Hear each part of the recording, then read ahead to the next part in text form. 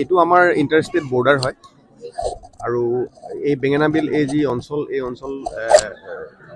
অলপ ভিতৰুৱা অঞ্চল আৰু যিহেতুকে ইণ্টাৰষ্টেট বৰ্ডাৰ গতিকে আমি আৰক্ষী এনেও ছিনিয়ৰ অফিচাৰ্ছ ভিতৰুৱা অঞ্চলত পৰিভ্ৰমণ কৰিব লাগে সময়ে সময়ে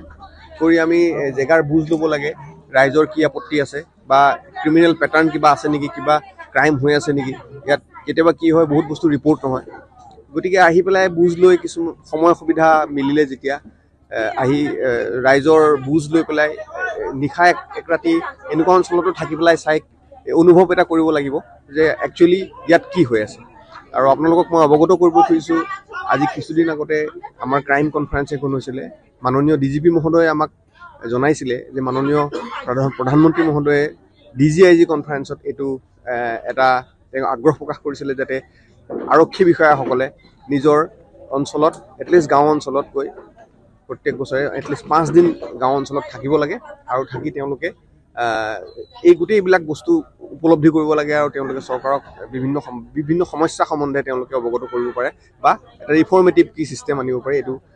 অৱগত কৰিব পাৰে গতিকে তাৰে অংশ হিচাপে আমি আজি ইয়াত উপস্থিত হৈছোঁ আৰু আমি ৰাইজৰ লগত মত বিনিময় কৰিলোঁ আৰু কৰি আমি এটা পজিটিভ আমি এটা ধাৰণা লৈ পেলাই আমি ঘূৰি যাম বুলি ভাবিছোঁ ধন্যবাদ বিশেষ অভিযোগ দিছে নেকি ৰাইজে এই অঞ্চলৰ ৰাইজে অভিযোগ দুই এটা অভিযোগ ৰাইজে নিদিয়া নহয় ৰাস্তা পদূলিৰ কথা কৈছে আৰু ইণ্টাৰষ্টেট বৰ্ডাৰত অলপ বালি চালি খান্দা কথা কৈছে আমি সেইবিলাক নোট কৰি লৈছোঁ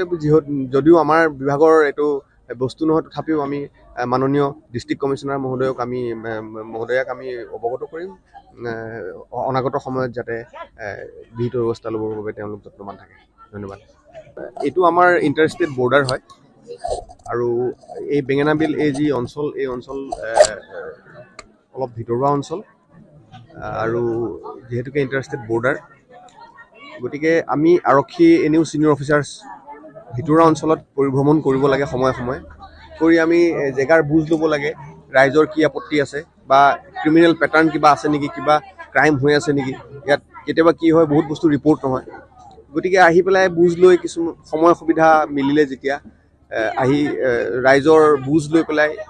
নিশা এক ৰাতি এনেকুৱা অঞ্চলতো থাকি পেলাই চাই অনুভৱ এটা কৰিব লাগিব যে একচুৱেলি ইয়াত কি হৈ আছে আৰু আপোনালোকক মই অৱগত কৰিব খুজিছোঁ আজি কিছুদিন আগতে আমাৰ ক্ৰাইম কনফাৰেন্স এখন হৈছিলে মাননীয় ডিজিপি মহোদয়ে আমাক জনাইছিলে যে মাননীয় প্ৰধানমন্ত্ৰী মহোদয়ে ডিজিআইজি কনফাৰেন্সত এইটো এটা আগ্ৰহ প্ৰকাশ কৰিছিলে যাতে আৰক্ষী বিষয়াসকলে নিজৰ অঞ্চলত এটলিষ্ট গাঁও অঞ্চলত গৈ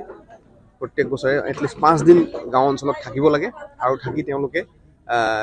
এই গোটেইবিলাক বস্তু উপলব্ধি কৰিব লাগে আৰু তেওঁলোকে চৰকাৰক বিভিন্ন সমস্যা সম্বন্ধে তেওঁলোকে অৱগত কৰিব পাৰে বা এটা ৰিফৰ্মেটিভ কি ছিষ্টেম আনিব পাৰে এইটো অৱগত কৰিব পাৰে গতিকে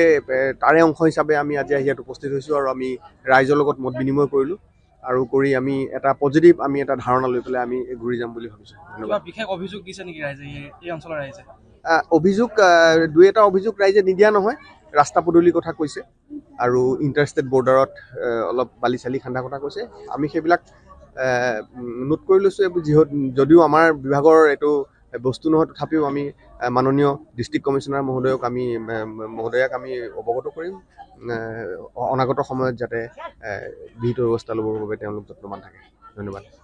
যিকোনো খবৰৰ বাবে যোগাযোগ কৰক 7099017330 লগতে 7099017110 নম্বৰত